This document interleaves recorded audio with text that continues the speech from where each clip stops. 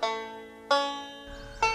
Pine Creek Gorge, a river that runs through the Pennsylvania Grand Canyon, home to fish, wildlife, and many aquatic insects. One of the most interesting sights you might see is a series of modified pontoon boats rowing and fishing their way downstream. This is what my dad likes to call a float trip.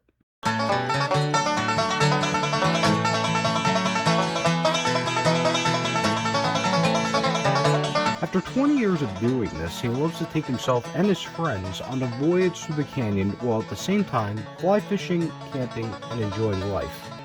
This is a documentation of this trip and what it means to my father and his friends.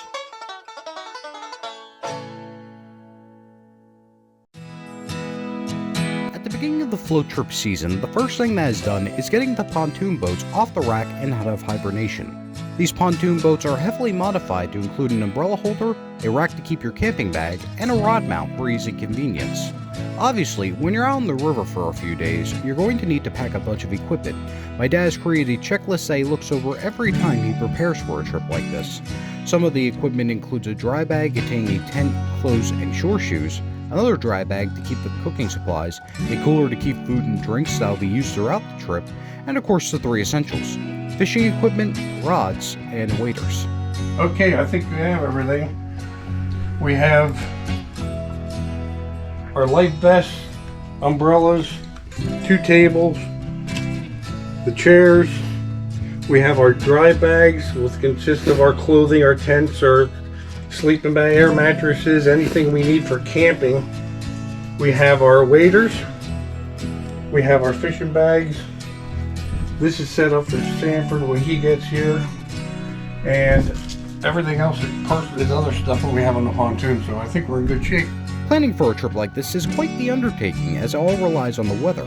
If the creek doesn't get enough rain, the water level is low and it makes it very hard to float. You'll be hitting rocks every time. However, if the creek gets too much rain, the water gets too high and is called a blowout, which, let's just say, doesn't make the fishing that great. We're simply looking for a sweet spot in the weather to begin the trip. When we do finally decide on a day to head out, we gather the crew together, load the truck with the equipment along with our friends' equipment, stack and strap the boats to a trailer, and head to Tioga Camp for the night. Originally, my dad would go out at 4 a.m. straight to the launch site, but for the past few years, he and his friends decided to get smart and spend an overnight at the cabin, which is actually closer to the launch site.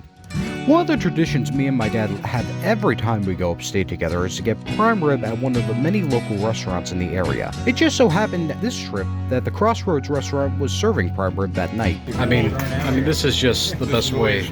Yeah, exactly, yeah. After dinner, we made our way up Rattler Mountain to Tioga Camp, where we just sat back by the fire and, as you'll hear many times in this documentary, enjoy life.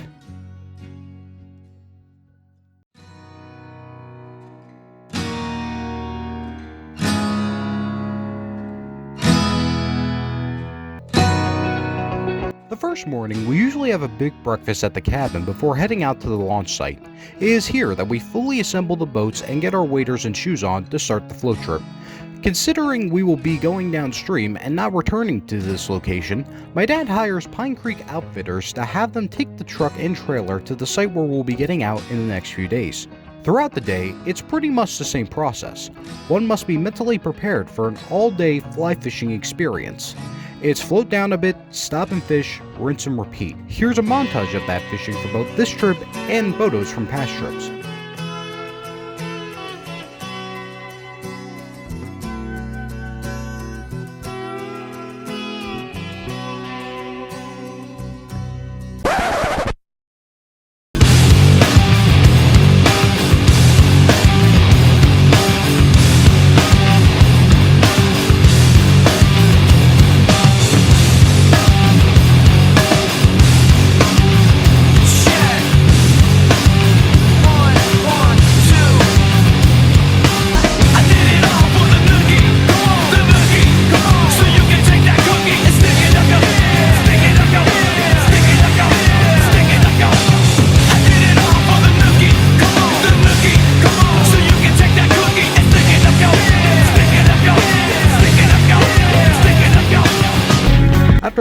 while on the river, I realized how much beautiful scenery there was.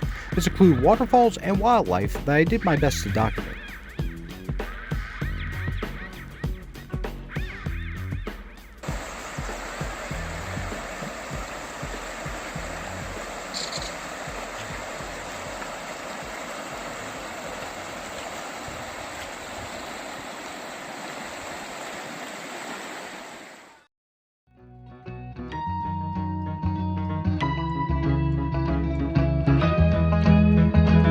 Along the way, we usually stopped to have a sandwich and do some entomology, where we had a look at some of the many insects that live in the water under the rocks. These include stonefly and mayfly nymphs, cactus larvae, and many other aquatic insects and creatures. After a long day of fishing, we finally headed to the campsite where we parked the boats onto the shore so they don't flow away overnight, along with setting up the umbrellas to prevent dew in the morning. We finally hop out of our waders and slip into our shore shoes, set up our tents, and prepare for dinner. Our kitchen consists of a gas Coleman stove and a typical Boy Scout mess kit. It's really nothing fancy. After cleaning dishes, we share each other's fishing stories of the day since most of the time is spent on our own. The rest of the evening is spent stargazing and looking for satellites.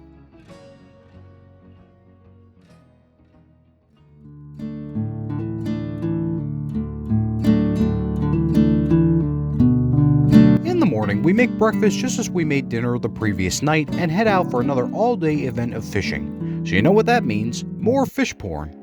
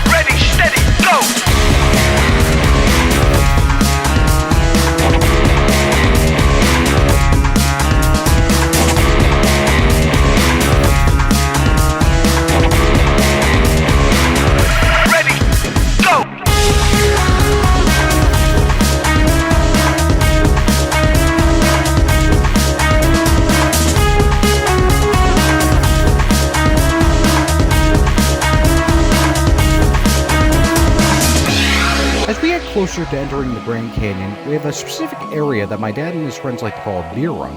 It's an area of the river where they all have a beer and float down through a couple miles of dead fisher water.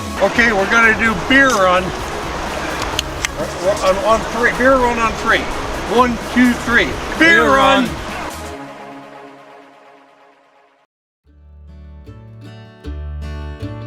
Along the way, we did find some interesting entomology, such as a stonefly that had just hatched out of its shell and is learning to fly.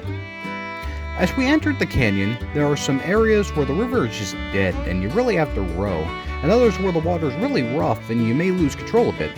Here's yours truly coming down the Awasi.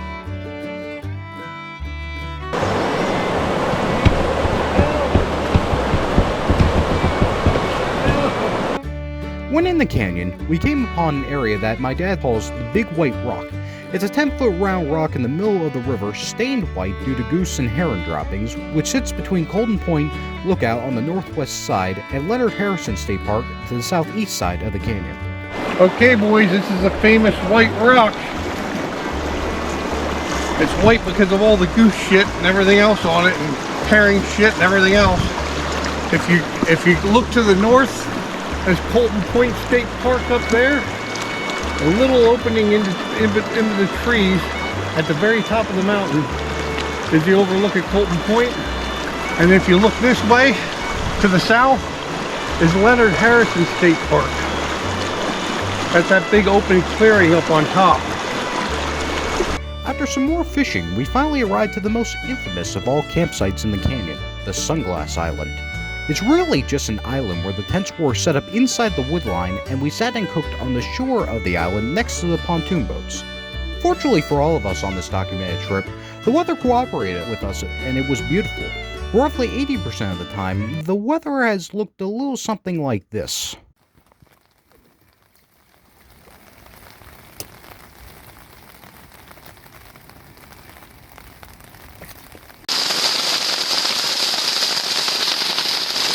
Oh, we got hail coming down now.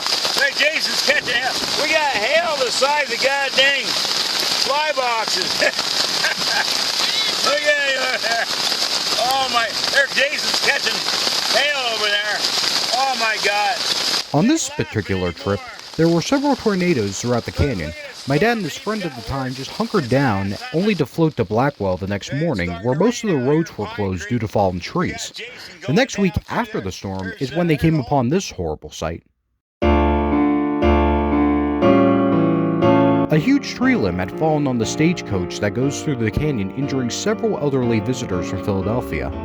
5 were life-flighted to the local hospital and 1 sadly passed away.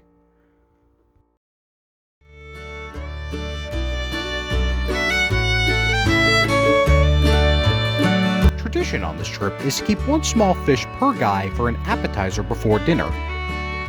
Just like the previous campsite, after dinner, the boys would share stories of their fishing adventures from throughout the day and perhaps have a cocktail and or beer.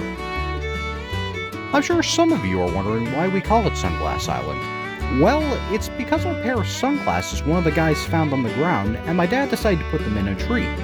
Mind you, this was 10 years ago, and every time he and his buddies return to the island, those sunglasses are still in that tree and are slowly expanding due to the tree growing, hence the name Sunglass Island. Okay, about 10 years ago I put these sunglasses up here. We were on a trip and one of the guys found a pair of glasses. We got to the campsite and I put it on this tree, and that was about 10 years ago. Every year we come, I can't believe they're still here, and here we are again, and they're still here. It's been about 10 years.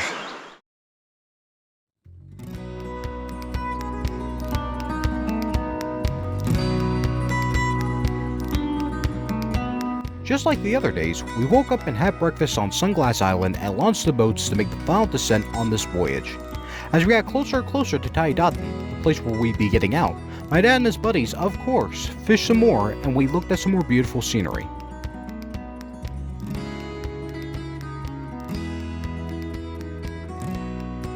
There is even this one landslide that one of our friends passes by every time and never sees, so I caught it on film for him to see in case he missed it again. Afterwards, we finally made it to Tayadaten and it was time to get out.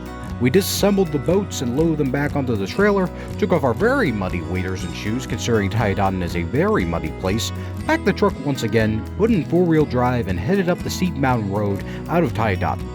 After unpacking the truck and putting the boat trailer away, we take some of our wet equipment such as tents and umbrellas and put them out to fully dry before putting them away for the next time.